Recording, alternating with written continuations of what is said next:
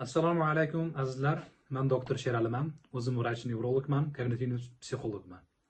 Inson psixologga borsinmi yoki psixoterapevtga borsinmi yoki kitob o'qisinmi? Azizlar, kitob o'qish aql uchun, tarbiya uchun, ilm uchun kerak. Kitob o'qimaslik fojia. Haqiqatdan ham fojia. Ayniqsa hozirgi zamonda fojia. Kitob o'qigan odam judayam ko'p bir musibatlarni oldini olgan bo'ladi. Er-xotin misol o'zini problemasini hal qilish uchun psixologga borishi emas, balki kitob o'qish kerak.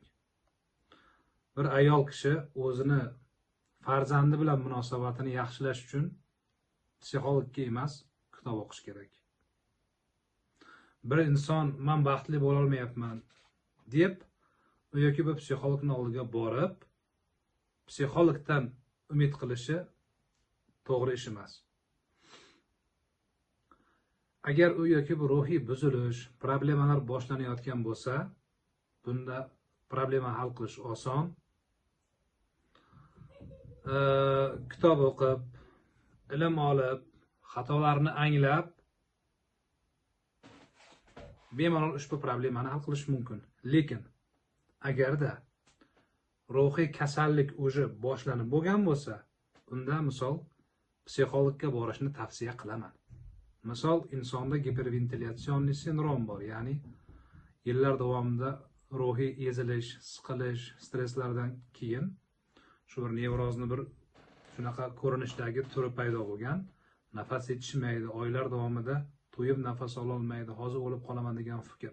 Bu insonga endi kitob o'qib ko'r desangiz, o'zi kasallik rivojlangan.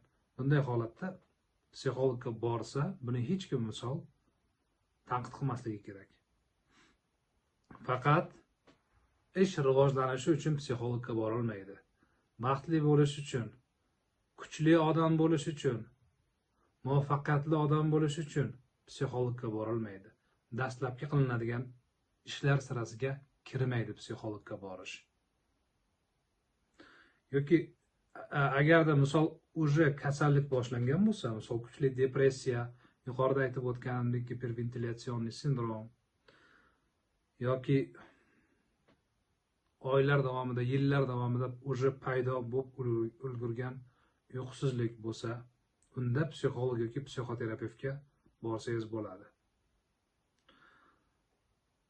Agar u yoki bu odam mutlaq psixolog yoki psixoterapevtlarning keragi yo'q deydigan bo'lsa, bularga ham qo'shilmayman. Agar bir tarafda psixologga borish kerak deb tinimsiz psixologlarni reklama qilayotgan taraf bo'lsa, bularga ham qo'shilmayman. Qisqasi, u yoki bu kasallik bo'lsa, unda psixologga borish kerak. Baxtli bo'lish uchun, muvaffaqiyatli bo'lish uchun, odobli bo'lish uchun, ish yurishi uchun, erga yoqish uchun, xotinga yoqish uchun psixologga borilmaydi. Albatta, psixolog yoki boshqa bir inson agar donishmand bo'lsa, bir marotaba shunday tavsiya bersa va shu tavsiyalarga amal qilsa, u boshqa gap. Faqatgina psixologdan misol shu odam menga faqat to'g'ri yo'l ko'rsata oladi deyish to'g'ri ish emas. Shunaqa azizlar, hamma vaqt ilm kerak. O'sha psixologni tavsiyasiga amal qilish uchun ham ilm kerak. Kitob aynan o'sha ilmni beradi. Sog' salomat bo'lasizlar. Kitob o'qinglar. Farzandlar bilan kitob o'qish kerak. O'zimiz kitob o'qishimiz kerak. Hozir shunday bir zamon bo'lib qoldiki, hammaning qo'lida telefon, insonlar o'ylamasdan turib yozishyapti. Mana bu yerda deb o'ylamasdan turib paq deb gapirib o'rishyapti. Yozishni bilaman deb to'g'ri kelgan ishlarni qilishyapti. Shu kommentariyalarni o'qib odamlarning saviyasi anchagina past ekanligiga guvoh bo'lamiz.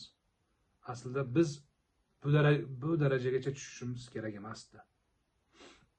Sog' salomat bo'lasizlar. Ey nevrozlar, agar sizlar kasal bo'lsalaring, marhamat, psixologga boringlar. Faqat bitta narsa, psixolog sizga yo'l ko'rsata oladi. ba'zi holatlarda misol oylar davomida yoki yillar davomida o'qimoqchi bo'lganingizni 2 marta, 3 marta, 4 marta haqiqatdan psixologga borib o'rganishingiz mumkin. Lekin agar ahvolingiz yengil bo'lsa-chi, unda psixologga borish shart emas. Sog' salomat bo'linglar. Kitob o'qiylik, kitob o'qiylik, kitob o'qishga amal, kitob o'qish uchun kitob o'qishni boshlash kerak. Ilm olib turib, undan keyin amal qilishni boshlaylik. Ilm va amalni boshlaganimizdan keyin ozgina sabr qilaylik, natijasi keladi. Rahmat.